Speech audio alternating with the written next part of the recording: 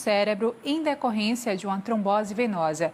E é exatamente para entender esse procedimento pelo qual ele foi submetido que a gente conversa agora, não é, com a neurologista e especialista pela ABN, doutora Ana Paula Dias. Boa noite para a senhora, doutora.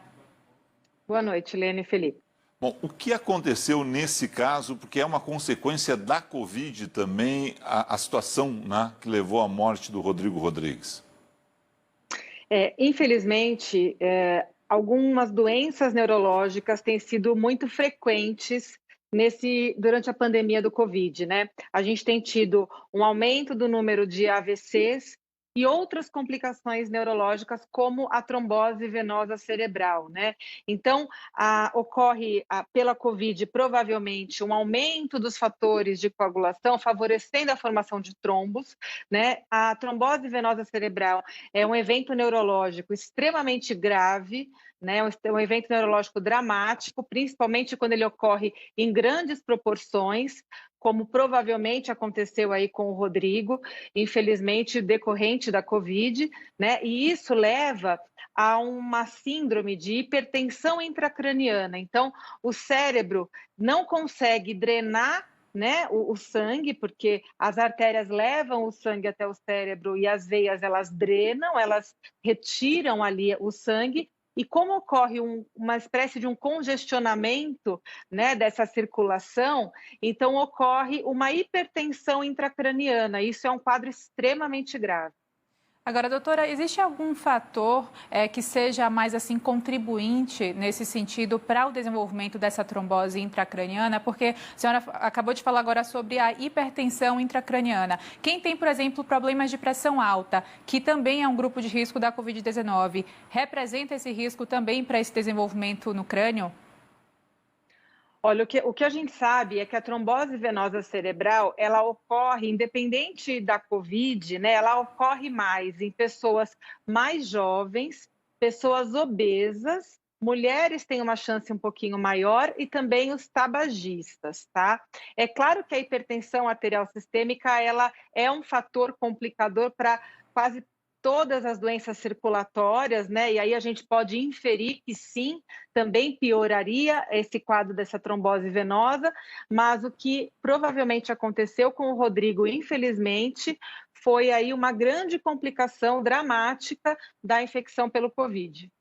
Bom, o que a gente está vendo é o seguinte, a gente não tem mapeado ainda todas as situações que vamos encontrar a partir da Covid-19. Ontem, nós estamos conversando hoje com a doutora Ana Paula Penha Dias, ontem nós conversávamos aqui com o doutor Roberto Calil a respeito de estudos mostrando as questões da miocardite, né? Da situação envolvendo o coração dias após a pessoa, inclusive, se recuperar da Covid-19 em muitos casos. A gente vai ter que ter muito estudo de impacto da Covid no pós-tratamento, é isso, né, doutora? Isso, infelizmente, semana após semana a gente tem descoberto coisas novas, né? Então, no começo surgiram aí trabalhos falando do aumento do número de AVCs, né? AVCs principalmente isquêmicos, mas também hemorrágicos. Depois, trombose venosa cerebral já foi relatada, né, principalmente na Europa, nos Estados Unidos. Outras doenças neurológicas, como doenças neuromusculares, síndrome de Guillain-Barré, encefalites, né? Então, existe um espectro muito grande de complicações neurológicas, infelizmente, decorrentes da Covid.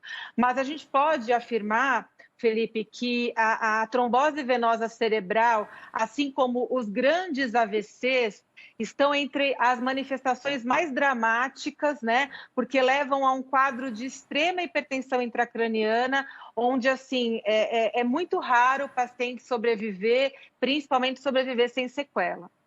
E existe algo que possa ser feito para evitar que esse quadro chegue a esse ponto tão trágico como chegou no caso do Rodrigo, ou doutora, ou não tem muito o que fazer quando existe esse risco? Assim que a gente diagnostica a trombose venosa cerebral, tanto no paciente COVID como não COVID, imediatamente a gente começa a introduzir o anticoagulante, né? O tratamento é a anticoagulação plena para tentar dissolver aí esse trombo e fazer com que a circulação ocorra de uma forma, volte a acontecer de uma forma natural. Então, provavelmente, né, não tive acesso aí aos detalhes do caso do Rodrigo, mas provavelmente ele deve ter sido submetido à anticoagulação, e quando só a anticoagulação não resolve, ele é submetido a uma neurocirurgia para tentar descomprimir o cérebro, né, e melhorar aí a pressão que fica dentro da cabeça, porque a calota craniana, ela não deixa o cérebro expandir. Então, ocorre uma síndrome de hipertensão intracraniana que a gente tem que fazer aí a equipe da neurocirurgia tem que entrar para tentar descomprimir esse cérebro, né? Mas, infelizmente, muitos pacientes evoluem, nesse caso, para a morte encefálica, como foi o caso do Rodrigo. Mudam a partir de agora, ou a partir de agora, não, vai dar a impressão que em função do Rodrigo, mas estão sendo mudados os protocolos, nesse caso, né? Alguma mudança de tratamento exatamente com aqueles pacientes que tenham esses riscos, né? Essas observações começam a ser feitas em nível mundial. Como é que a gente acompanha esse tipo de caso? Alguns protocolos de admissão e de segmento do paciente neurológico, alguns protocolos tiveram mudanças, sim, por conta do Covid. Por exemplo, um AVC, né? Um AVC, quando ele entrava no hospital, ele era cuidado estritamente como AVC. A gente pensava no AVC, fazia tomografia de crânio e investigava o paciente pelo quadro neurológico, pelo ponto de vista neurológico. Hoje em dia, não. Hoje em dia, todo paciente que entra no hospital com AVC, ele já é um potencial COVID, mesmo que ele não tenha sintomas de COVID, por exemplo, né? Assim como as doenças neurológicas, vasculares, como a trombose venosa cerebral. Então, hoje, se eu tenho um paciente com trombose venosa cerebral, sem dúvida nenhuma que é obrigatório a investigação da COVID, mesmo que ele não tenha sintomas respiratórios, né? Porque muitos pacientes com COVID, eles são positivos, mas eles não desenvolveram quadros pulmonares. Eu gostaria de fazer mais alguma observação de algo que a gente não tenha lhe perguntado, mas seja importante nesse momento, como alerta, né? Porque eu imagino que esse é um assunto que interesse a todos os nossos assinantes. Nós estamos, nesse momento, buscando informações a todo momento, né, sobre o impacto da Covid dos mais diferentes campos, né, doutora? Alguma observação final? Sim. Eu gostaria, Felipe, Lene, agradecer o espaço para fazer um alerta, que é o seguinte: é claro que o quadro do Rodrigo, ele foi extremamente grave, devastador, e não sei se a gente poderia ter feito algo. Tem algumas doenças neurológicas que são extremamente graves. Mas o que tem acontecido no mundo todo, existe um alerta da Organização Mundial de Saúde que houve uma redução de cerca de 60% do número de pessoas com AVCs que dão entrada nos hospitais, tá? Ou seja, as pessoas estão tendo AVCs e estão ficando em casa por receio de ir para o hospital e contrair a doença, o COVID, né? E isso impacta muito na forma de tratamento, nas opções terapêuticas, na morbidade, nas sequelas, na mortalidade. Então, o alerta que a gente tem feito enquanto neurologista, né? Existe uma campanha aí nacional e mundial. Aqui no Brasil, a campanha é AVC, não fique em casa, né? A campanha é justamente essa. Ao primeiro sinal de um AVC, de um possível AVC, procure imediatamente o hospital, não fique em casa, porque muito pode ser feito por você. Ampliar isso, né? Principalmente aquelas pessoas que já tratam de alguma forma a hipertensão, não deixem inclusive de fazer as consultas com seus médicos, né? De manter todos os protocolos que já vem seguindo anualmente, né?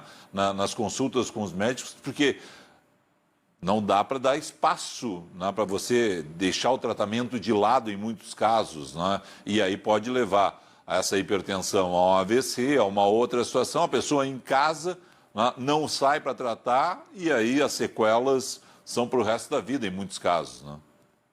Exatamente, principalmente os pacientes que têm fator de risco, né? Então, os hipertensos, obesos, diabéticos, portadores de dislipidemia, colesterol alto, tabagistas, etilistas, sedentários, tem que ficar muito mais alerta, e ao primeiro sinal de algo neurológico estranho, que seria uma boca torta, dificuldade para falar, formigamento em metade do corpo, não conseguir movimentar metade do corpo, um desequilíbrio, uma dificuldade de coordenação.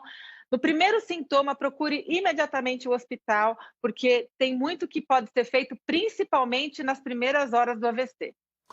Doutora Ana Paula Penha Dias, obrigado à senhora.